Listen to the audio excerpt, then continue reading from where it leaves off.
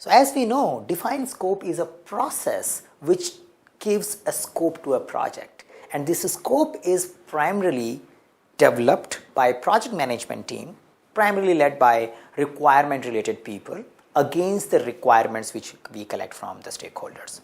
Now, if you want to look the whole process in an input output tools and techniques format, the PMBOK Guide 6th edition has some interesting things to share. How do we create a scope? How do we develop a scope statement? We need to know various things, primarily the requirements. But what else? We also need to know project charter, because project charter also contains high level requirement. Sometimes project charter even contain high level scope. They do have some approach details available in the charter itself. So we do need to look into a project charter and requirement document for discovering various requirements and details which will help us in creating scope. So the project charter was also an input to collect requirements. So we collected requirement from it, and now when we are referring to a scope, we also look into that. Assumption logs, risk registers. Assumption logs are prepared, maintained throughout the project.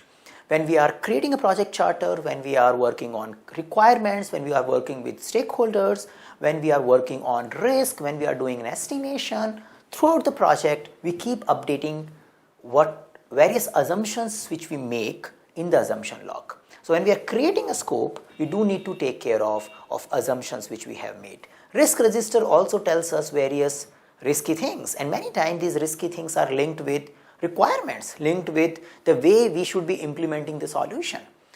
As I was taking an example of a solution for traveling to an airport, a risk associated with the rain may impact your solution.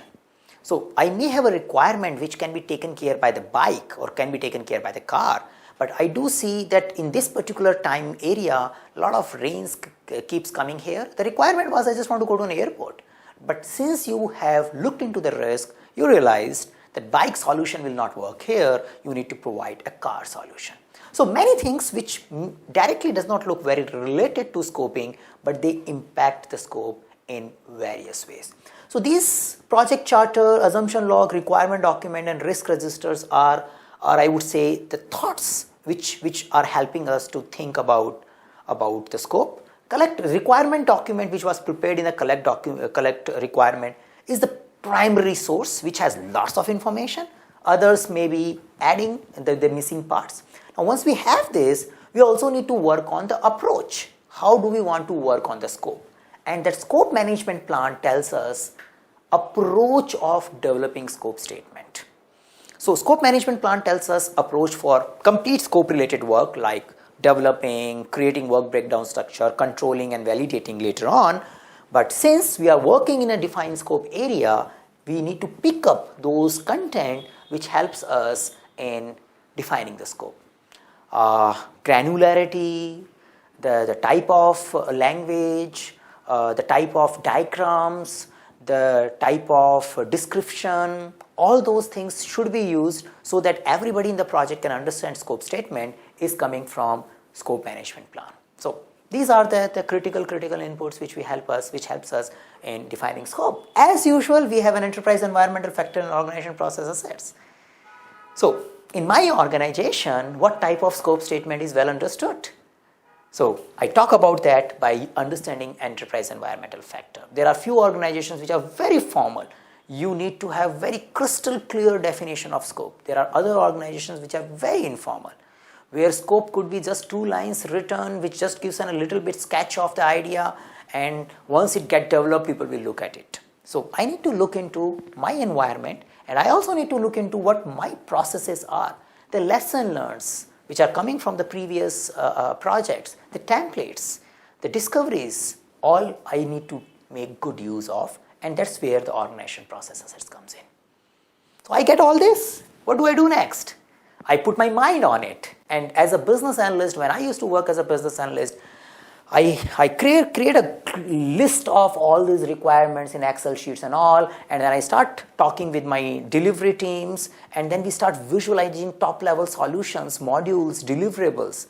And once we have those top level deliverables in our mind, then we start mapping, okay, this deliverable should take care of these requirements. And when we start doing mapping, the scope of those components and deliverables starts emerging. And that is what we have to do when we apply tools and techniques. Now, how do we do that? There are various approaches, techniques listed here talking about expert judgment. I am putting my mind. I am understanding, oh, this requirement can be taken care by such kind of components. This requirement can be taken care by such kind of modules, such kind of services. So, those things coming from the team's expertise, you do a lot of data analysis, alternate analysis, as I spoke about, car and bike. Oh, I did a wrong expression. So, both are alternatives. So, you do an alternative analysis and figure out which alternative is more suitable in this particular case. There are various ways of solving the problem. We need to find out the way which is least expensive and provides the faster returns. Again, depending upon your stakeholder expectation. Sometimes the cost and time is not the only expectation. You may have multiple factors, and that's where the multiple criteria decision analysis comes in. So how do you take a decisions related to how am I going to meet these requirements? And there could be multiple ways, and there could be multiple criteria, not only cost and time only. It could be reusability. It could be the intellectual property knowledge you create because of applying those solutions. So you apply that. Interpersonal and team skills. Usually these exercises are people-intensive exercises. You end up interacting with individuals. You create an environment where their creative thinking comes out. They need to share what they are thinking. It's an abstract. So it requires a good teaming and facilitation skills from a person who is conducting these workshops or meetings. Many times project manager does that. Many times you have a business analyst doing it. So providing those facilitation skills where people pour in their ideas, they keep their ego aside. They focus on the problem. They focus on merits of the various alternative is needed. And that's where your facilitation skills comes in. Product analysis. So once you have a product solution in mind or a deliverable in mind, you analyze that product in a multiple ways. There are various ways of doing product analysis. Sometimes it is focused on too much on value. Sometimes it's focused on what all requirement this particular product or deliverable will be able to meet. The value engineering part of it also comes in. When we think of various characteristics specification of our scope, we also need to see which part adds what value to this particular requirement or this particular whole solutioning space. So product analysis helps us in doing that. So when we do all this, what do we get? We get the project scope statement. That's it. And we end up updating some of those documents which were also as an input to it, like requirement documents. Some of the requirements may get rejected while you are preparing scope because they are no more feasible. So you update the requirement documents. You update the requirement traceability matrix telling these are not going forward. They are stopping it here. And that's a very important point as a PMP exam test taker to keep in mind. If something comes in a requirement document, does not guarantees implementation of it. And that's why we have a requirement traceability matrix, which traces the whole life cycle of a requirement. And there could be some requirements dropping at this stage. There is a possibility some requirement get dropped at a later stage. But this is a first stage where requirement get accepted or rejected. So these things get documented, assumption logs get documented, updated, and stakeholder register, because we are talking with the stakeholders, we may discover some new things, new expectation from it, we update it into a stakeholder register. Project scope statement. In various projects, your organization process assets will drive the template, the format of project scope statement. Now many of the test takers get worried what all should be included in a project scope statement. The answer would be the details should be enough which gives a team member, project teams information that what scope they have to develop. So what it should have? It should have details of a deliverable.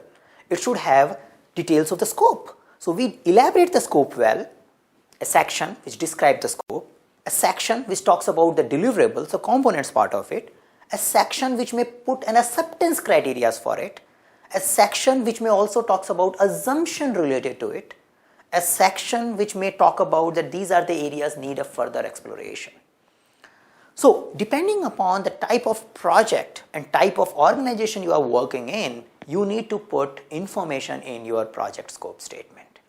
In a simple word, you can think of project scope statement is more compiled, it's more solution focused than requirement document. Requirements could be a lot of discrete, they have a lot of zigzags into requirements, but in a scope, you go from a solution point of view. When you talk about car, in our previous example of travel to a car, when I give a scope of a car, I am I'm in control. I can talk about the details of the car well. So this is how your scope statement elaborates things, the way you can elaborate a particular part of your solution. So this is how we create and defines the scope, and this definition part of a scope helps us in taking our project forward. We take it forward, we get into the details, we create work breakdown structures and do many things based on scope. Now before I close this video, I want to put one more thing here related to a relationship between life cycle and scope and requirements. Now whatever I said, many times test takers start thinking this has to be done in a one go. In the beginning itself, I need to prepare the scope of the complete project. PMBOK is not saying it. You are just reading it like that way. PMBOK is saying it all depends upon your project life cycle. If you are following a predictive life cycle where you want to predict everything in advance, you might be doing like that. If you are following an adaptive life cycle, you might be running this process every week for newly discovered requirements. Even if in a predictive life cycle, it's difficult to think about the complete scope without starting the execution. Usually we elaborate the scope as we move forward, and the essence of time distribution of this process called defined scope is something very, very specific to your project and your needs. So we can't just generalize that it should be happen one time or should keep happening all the time. So this is what about defined scope.